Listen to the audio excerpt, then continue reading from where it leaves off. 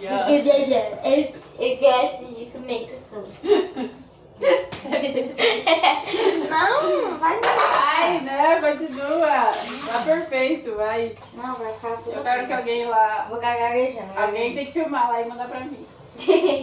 Eu vou ficar toda gaguejada. Calma, onde é que eu parei? Onde é que eu parei? Ai, vou ficar sem graça. Nesse meio tempo, os mutantes tiveram muito... calma aí. O bagulho da ditadura pegou, pronto. E aí, por causa desse bagulho da ditadura militar, surgiu um movimento chamado Tropicália. O que era Tropicália? Era um grupo de compositores, de músicos, tanto da MPB, tanto do rock brasileiro, que se juntaram e fizeram várias músicas contra a ditadura militar de uma forma muito metafórica. Isso se tornou, bombou, entendeu? Ficou muito popular. E isso também, né, começou a fazer os militares olharem mais para os mutantes. Porque eles estavam começando a ter, sabe, aquele espacinho. Nesse meio tempo, os mutantes tiveram muito contato com artistas brasileiros, como Caetano Veloso, que dá um toque para suas músicas. Já que eram umas músicas muito mais puxadas para algo mais, sabe, rock mesmo, se tornou um bagulho mais brasileirinho, sabe? Tinha um samba, tinha um gostinho brasileiro. Em 69 e em 70, os Mutantes lançaram 3 álbuns, que fez um pouco mais de sucesso e tiveram mais shows. Porém, ainda eram tratados como se fossem só uma cópia brasileira dos Beatles, coisa que a Rita Lee odiava, diferente dos irmãos Batistas, que adoravam ser comparados com os Beatles. Tanto que eles até, né, meu cabelo é parecido com os Beatles. A Rita odiava isso, porque ela era a Rita Lee, ela não era os Beatles, ela não tava querendo copiar ninguém, ela tava sendo ela. É isso, não tem esse bagulho de ficar comparando ela. Que acabou causando uma briga enorme, causando o rompimento do grupo em meados de 70. Rita foi chamada para fazer um álbum solo, porém nesse meio tempo ela acabou se reconciliando com os Mutantes e eles até ajudaram ela em algumas letras, né, desse álbum dela. Porém, ela já havia gravado algumas músicas e uma delas foi um sucesso chamada José. E aí quando a Rita ela ia... José. Aquele José lá da Bíblia que você cita. E quando a... José Augusto. E quando a Rita, ela tava lá, né, com os mutantes, não sei o que, cantando, né, bababá, o pessoal pedia muito pra ela cantar José. E como essa música era só da Rita Lee, os mutantes ficaram meio, tipo, uma invejinha, podemos dizer assim, um ciúminho, né, que o público tava dando uma atenção a mais pra Rita Lee. Porém, a atenção durou pouco e em 1971 eles lançaram um Jardim Elétrico, que era bem mais rock and roll.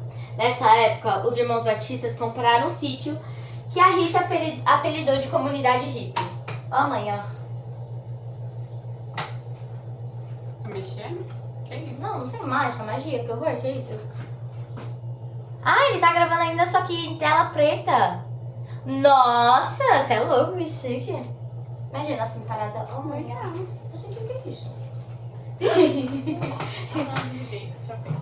Eles lançaram... nessa época, os irmãos Batistas compraram um sítio que a Rita apelidou de Comunidade Hippie. Eles viviam lá na vida mais podre que vocês podem imaginar, entendeu? Era droga, era briga, era bagunça, era um bando de adolescentes num sítio, sozinhos. Então era muito caos. Aliás, uma coisa bem interessante é que por muita insistência da mãe da Rita, ela se casou com o Arnaldo. Que aliás, ela já até tentou ter um caso com ele, sabe, tentaram namorar, mas não foi, não colou. E eles continuaram só melhores amigos. Porém, a mãe dela ficou muito em cima. Não, Rita, você tem que se casar, porque era uma família, não, tinha aquela imagem. E aí a Rita se casou com o Arnaldo. Porém, foi bem de fachada, assim. Eles chegaram até em um programa e rasgar a certidão de casamento. Não. E também eles eram livres pra pegar o que eles quiserem, entendeu? Não tinha isso. Eles só estavam lá pra manter uma fachada, tipo, falar pros pais que estavam casada.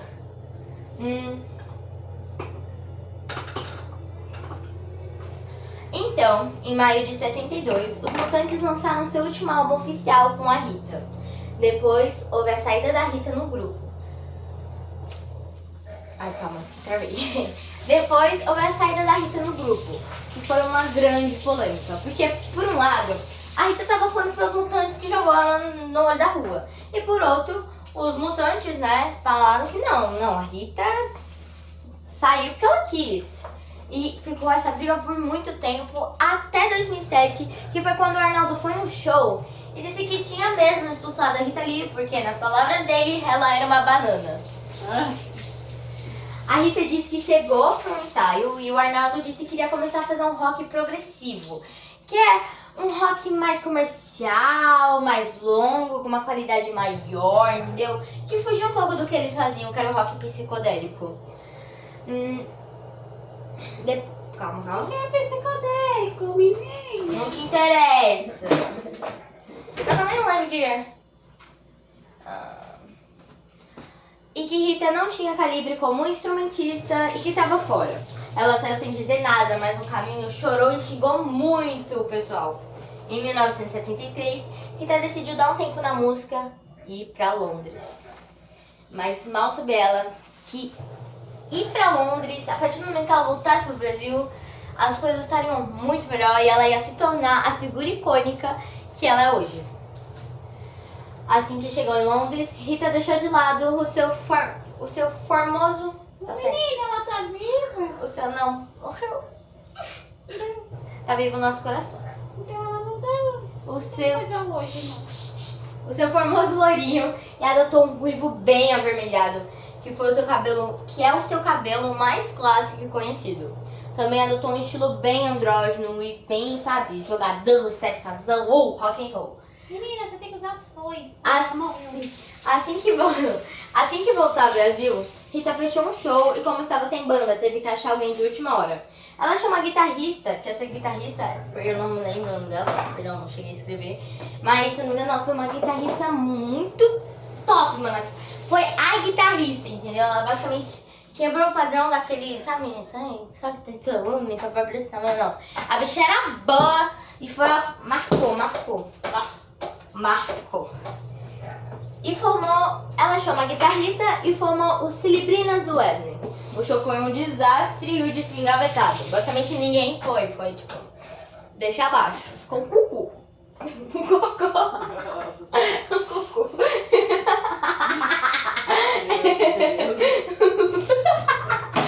Ai, que idiota. Ai, eu não posso rir assim. As Celebrinas conheceram a banda Licergia, que era uma banda masculina, e se juntaram formando Tutti Frutti. Porém, os garotos daquela banda, eles eram, nas palavras de hoje em dia, bem machistas. Eles não deixavam as meninas escolherem nem fazerem a música, tipo, elas só estavam lá pra cantar mesmo. Porque eles diziam que tinha que ter cunhão pra fazer rock, entendeu? Que tinha que ser macho pra fazer rock. Cazuza ia dar um tapa na cara dele se visse uma coisa dessa.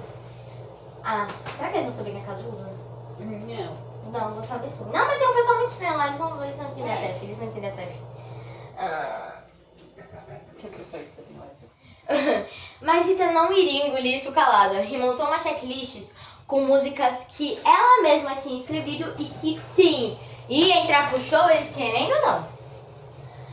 Rita foi pela primeira vez a vocalista principal e conseguiu alcançar muito mais pessoas e explodiu em popularidade.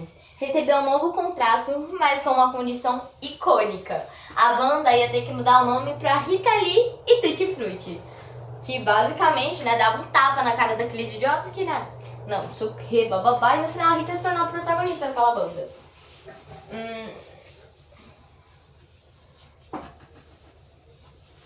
Calma.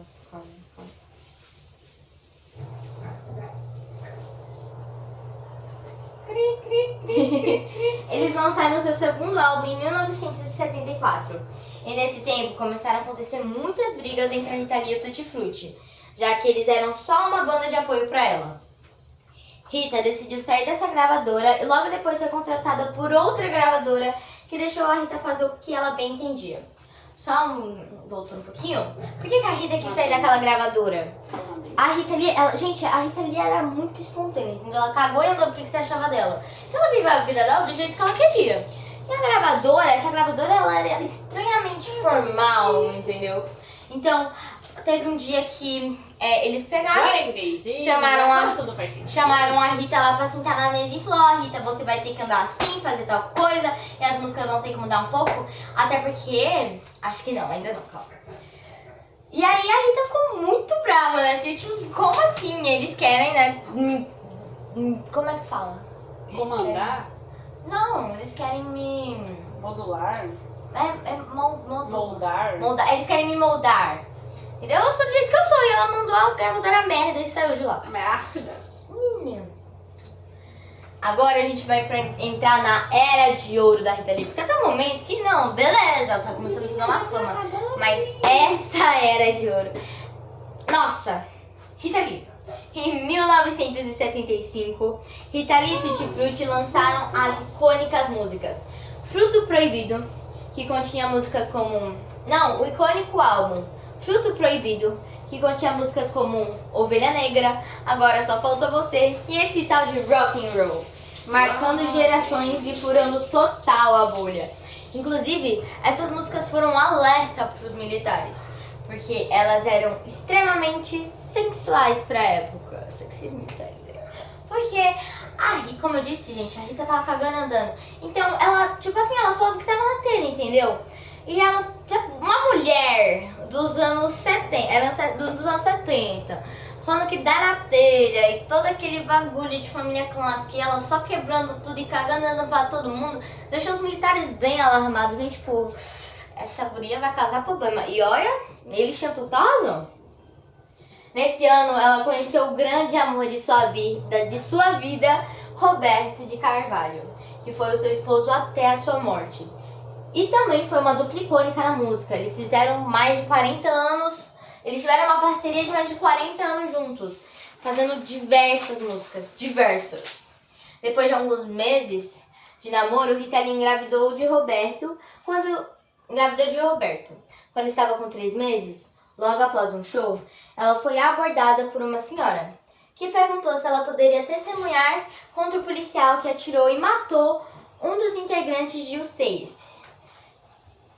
Uma explicadinha rápida, gente, uma explicadinha rápida. Como eu já disse, eles estavam na ditadura militar, e o que mais tinha era a morte, vamos dizer assim.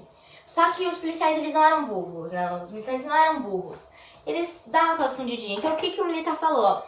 Ele chegou no cara e falou, ó, você tá fazendo muita bagunça na casa de show com música no centro, você tá cantando muito alto, entendeu?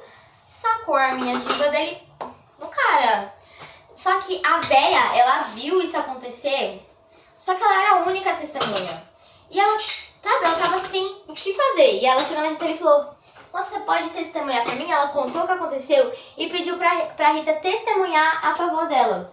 E foi o que a Rita fez. A Rita testemunhou dizendo que não viu quem atirou contra ele, mas que tinha sido dentro da casa de shows. 6 dias depois de depor, policiais bateram na porta da Rita procurando drogas ilícitas. No caso, para ser muito mais exata, maconha. Porque a Rita Lee, ela fumava, né? Ela chegou a fumar. Porém, ela tava grávida e ela tava tomando muito mais cuidado com a saúde dela.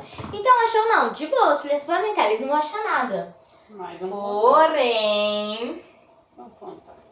Porém, os policiais acharam sim maconha na casa dela. Calma. Lembrando que os policiais não apresentaram nenhum documento de mandado. Então, a Rita foi até legalzinha deixar eles entrar. E ela foi presa. Rita afirma que as drogas foram plantadas lá para incriminar ela, pois nessa época ela era uma das principais símbolos da luta contra a ditadura. Na cadeia, a Rita na luta. Inclusive, quando ela foi presa, os policiais, sabe? A Rita contou no livro dela que quando ela foi presa, os policiais ficaram passeando com ela pelas delegacias pra tipo, olha só quem nós pegou, essa otária. Eles até ligaram pra mídia falando, ó, pegamos aqui a Rita Lee, pode avisar que ela foi presa e não sei o que, não sei o que. A Rita tava se sentindo um troféu, sinceramente, né? Porque o pessoal tava numa felicidade. Bem, a Rita, ela foi presa, ela ficou por volta de um mês. E aí ela recebeu a visita da Elis Regina, Lembra que eu falei da Elis Regina? Que ela era contra o rock e tal. Lembrando que a Rita fazia rock brasileiro. Ela recebeu uma visita da Elis Regina. E bem nesse dia, a Rita estava tendo princípios de aborto. Pelo pouco cuidado que ela recebia na prisão. Quando eles notou isso, ela surtou. Exigiu que arrumassem médicos pra Rita, comida, roupa limpa. Porque, gente, imagina você, uma mulher, ver outra mulher em estado deplorável, grávida, tendo fortes sinais de aborto, entendeu, cara? Tipo assim, ela ia perder o bebê, mas a Elisa, ela era uma pessoa, uma cantora muito famosa, entendeu? Ela falou que se eles não fizessem isso, ela ia chamar a mídia pra mostrar como é que eles estavam deixando a Rita ali. Até porque, né, era Elis, né, gente? Rita ficou presa 1 mês e meio até conseguir prisão domiciliar e, com permissão do juiz, voltou a fazer shows e arrasar. Rita deu à luz a seu filho em 21 de março de 1977. Eita. Em 1977. Falei certo, né? Uhum. Que foi nomeado Beto Lee. E depois dele, ela teve mais 2 filhos, João Lee e Antônio Lee, todos meninos. João Lee... Oxi. Em 1978, Rita lançou seu último álbum com Tutti Frutti e seguiu carreira solo, com alguns toques de Roberto de Carvalho. Nesse tempo, Rita lançou várias músicas que explodiram em todo mundo, como Lança Perfume e Mania de Você. Ela recebeu diversos prêmios e até virou a cantora favorita do Príncipe Charles, que na época amava Lança Perfume, e o tom da música, nossa, apaixonadíssima. Rita teve uma vida muito agitada. Ela tinha que ir para vários shows em horários totalmente, sabe, tá na hora de dormir? Ela fazia um álbum atrás do outro, um caos. Isso acabou fazendo a Rita abusar do álcool, que iria se tornar um grande problema para ela. Sim. E não só isso, como também a mãe da Rita falou que ela tinha, coisa que ela tava com câncer, né? E a Rita ficou bem pouco. Mãe dela, ela amava muito a mãe dela. Então foi um bagulho que mexeu com ela. A Rita também começou a escrever vários livros infantis. Como Doutora Ursa. Ela chegou ao Doutor Alex, se eu não me engano. E era uma história muito bonitinha, né? O pessoal achava meio estranho, uma roqueira, né? Rock and roll, muito doidona. Escrevia livros infantis, gente, mas ela arrasava nos livros, tá? Era muito bonitinho. Nada a ver com a outra e ela tá se metendo. Por conta dos abusos do álcool e do cigarro, a Rita e o Roberto acabaram se separando no início dos anos 90. Em outubro de 1996, Rita passou por uma situação extremamente traumática por conta da bebida. Ela bebeu tanto, ficou tão embebedada, que acabou caindo da varanda do seu sítio, uma altura de 15 metros. Ela foi encontrada na manhã seguinte pelo caseiro e foi levada às pressas para o hospital. Ela passou por uma cirurgia para reconstruir seu maxilar, pois quebrou totalmente o maxilar com a queda. No caso, eu não sei se dá pra notar, mas o maxilar da Rita não é marrom. Gente, acabou, não tinha osso. É basicamente tubos de titânio na boca dela. Ela cagado o maxilar dela. Não é tudo. E aí, os médicos falaram, Rita, você não vai mais conseguir cantar, né? É provável que você não consiga cantar que nem antes. Minha gente, a recuperação pode até ter demorado muito, ele voltou com tudo. Tava cantando maravilhosamente bem, sabe? E nisso que aconteceu isso, né? Essa situação muito traumática, a Rita se comprometeu a fazer tratamento para largar o vício em bebidas. Ela teve algumas recaídas, mas depois do nascimento da neta, nunca mais voltou a se embebedar.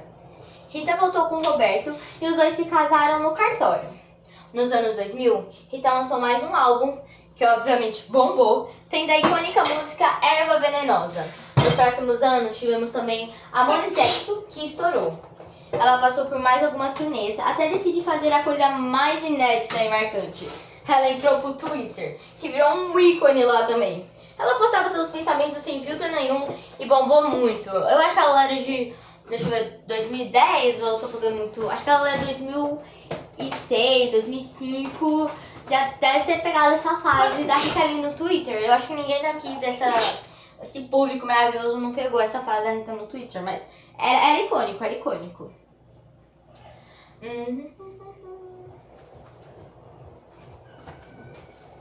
Em 2012, a Rita anunciou a aposentadoria dos palcos. Meses depois, ela lançou seu último álbum, Reza. Depois que se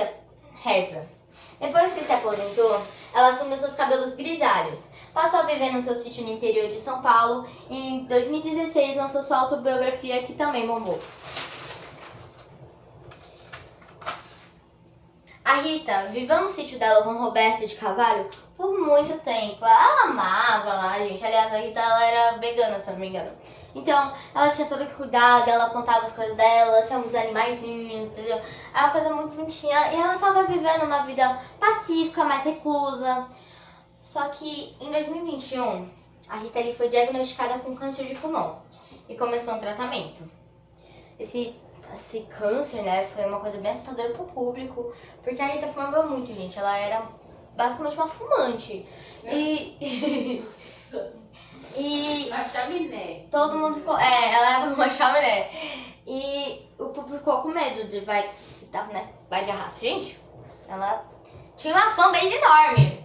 Só que em 2022 foi anunciado que em um exame de rotina que ela fez, não haviam detectado células cancerígenas.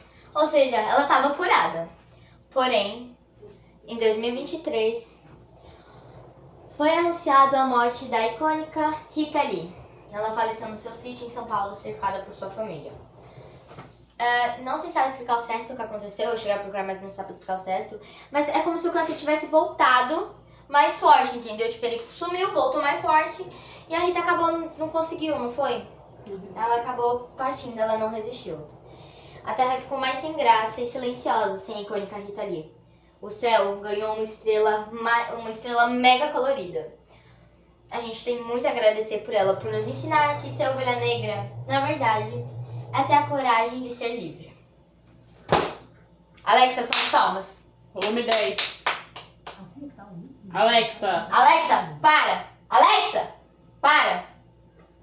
Alexa, som de palmas.